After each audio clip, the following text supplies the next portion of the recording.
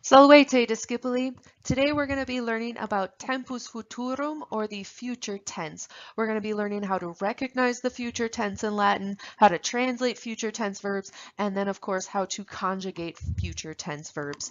Before we begin, we do have some necessary vocabulary, and all of this vocabulary should be reviewed for you since we've already looked at all of this vocab before with the present and with the imperfect tense. A verb, of course, is an action word, a state of being. Verbs belong to conjugations, and that determines spelling changes. It's all based on the infinitive, that RE verb ending. Verbs have tense. That is when the action occurs. So far we've learned the present tense and the imperfect tense. And then verbs, of course, have person and number, and that determines who is doing the action and how many of them there are. Person, number, and tense is all determined based on the personal ending of the verb, those six forms when we conjugate a verb in a particular person, number, and tense. So far we've learned the present tense and the imperfect tense, and we're just going to go over a few quick examples on how to form them, how we recognize them, and what those endings are. First off, the present tense gets translated as verbs, or is are verbing, or do or does verb. It happens, of course, now in the present time, and we form this by the present tense stem. When you have a verb like amo, amare, we form this present tense by taking the re off of the infinitive to get our base. And then we add those present tense endings to it, ost, mus, tis, nt. And then we are left with amo, amas, amat, amamus, amatis, amant. The imperfect tense, on the other hand, we have a lot of different ways to translate it. The best way to translate an imperfect tense is was or were verbing, but we do also have kept on verbing, used to verb, began to verb. This, of course, happens in the past tense, and it's repeated action, which is why we don't want to just translate the imperfect tense as verbed. We're going to form it the exact same way as our present tense verbs, but instead of adding just ost, mus, tis, nt, we're going to add bam, bas, bat, bamus, batis, and bant. So once again, we're using our stem, which is the infinitive minus the re, to end up with ama, amabam, amabas, amabat, amabamus, amabatis, and amabant. The future tense, our new tense that we're learning right now, is action that happens in the future. So we're going to translate it with our helping verb in English, will, to indicate the future tense. And it is formed in exactly the same way as the present tense and the imperfect tense, using that same stem. So once again, using our verb amo, we're just going to take that re off, and we're left with ama as our base. Now, the tricky thing about the future tense is that it actually has two different ways of forming based on which conjugation the verb belongs to. There is one set of endings for first and second conjugation verbs, and there's another set of endings for third, third IO, and fourth. So we're going to take this kind of one conjugation group at a time, starting with first and second conjugation verbs. Your endings for first and second conjugation, those verbs that are are or ere with a macron, are bo, bis, bit, bimus, bitis, and bunt. I always like to remember first and second conjugation by practicing my baby talk, bo, bibby, bibby, boo, to help remember the vowels. If you practice your baby talk, you will have one O, 4 I's, and a U to help you remember the vowels in these particular set of endings. And of course, since it is first and second conjugation, there are no vowel changes. Another way that I remember the future tense is with the future tense song. This is to the tune of doe, a deer, a female deer. Bo, bis, bit, bimus, bit, dis, bunt, first and second future tense. We're going to continue this song later. Don't worry, we're going to add to it. We have a couple of examples. Of course, using amo, amare, to love, we're taking off the re. We're left with a base of AMA, and then we're going to add bo, bis, bit, bimus, bitus, and bunt to it for amabo, amabis, amabit, amabimus, amabitus, and amabunt. I will love, you will love, he, she, it will love, we will love, you will love, and they will love. Second conjugation verbs, those with the ERE with a macron, do the exact same thing. You take off the RE, you're left with your base of haire, and then you add your endings bo, bis, bit, bimus, bitus, and bunt to it.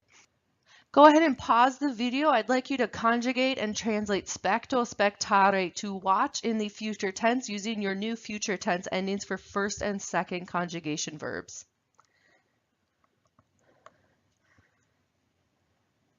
And you can check your work, see how well you did using the answers here. Spectabo, spectabis, spectabit, spectabimus, spectabitus, and spectabunt. And take all of these verbs and identify just the tense of the verb based on the endings that you see. So for example, trahunt, I would label as being present tense because I only see an NT ending. I don't see any BAs or ERAs for the imperfect tense, and I don't see any bo, bi, or boos for the future tense. And go ahead and pause the video while you do this.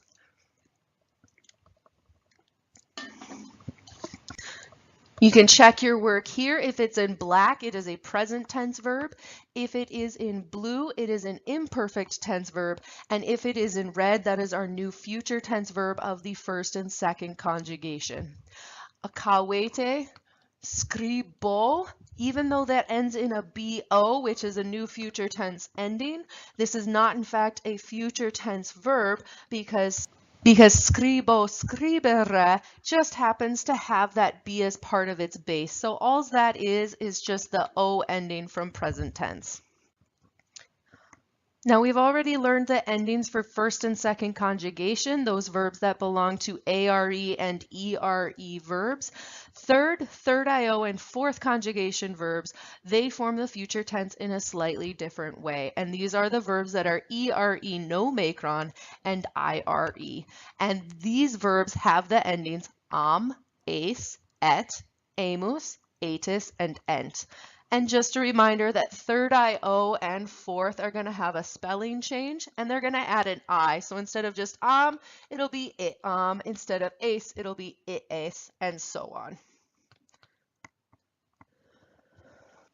To help you remember that third IO, and fourth conjugation verbs form the future tense in another way, we're going to add to our future tense song, bo, bis, bit, bimus, bit, dis, bunt, first and second future tense. Third and fourth go ace, et, amus, atis, and end. And of course, we're going to add to that song a little bit later. There's still a little bit missing. Couple of examples. Kuro, kurere, to run. This is a third conjugation verb because there's no macron over the E. Once we add ace, et, amus, atis, and ent, we're left with kuram, kures, kuret, kuremus, kuretis, kurent. I will run, you will run, he, she, it will run, we will run, you will run, and they will run. Something to note for third and fourth conjugation verbs, instead of the normal tip of taking off the RE to form your base, I recommend that you go ahead and take off the entire ERE or IRE ending because, of course, your endings themselves have the vowel. That way you don't need to remember any more vowel changes apart from just adding an I to third IO and fourth verbs, such as fugio, fugire, to flee. Now, of course, it still has the endings of ace, et, amus, atis, and ent, but you'll notice that there is an I in front of it because we need to add that to this particular conjugation of verb. And we're left with fugiam, fugies, fugiet, fugiemus, fugietis, fugient. I will flee, you will flee, he, she, it will flee, we will flee, you will flee, and they will flee. Go ahead and pause the video as you conjugate and translate. Conjugate and translate either lego, legere to read, a third conjugation verb, or dormio, dormire to sleep, a fourth conjugation verb. And you can check your work right here. We're left with legam, leges, leget, legemus, legetis, and legent. or dormiam, dormies, dormiet, dormiemus, dormietis, and dormient. And of course, since dormio is a fourth conjugation verb, we do have that I vowel change in addition to our regular ace, et, future tense endings. Now there is one kawete with the future tense that is going to be especially important for this unit.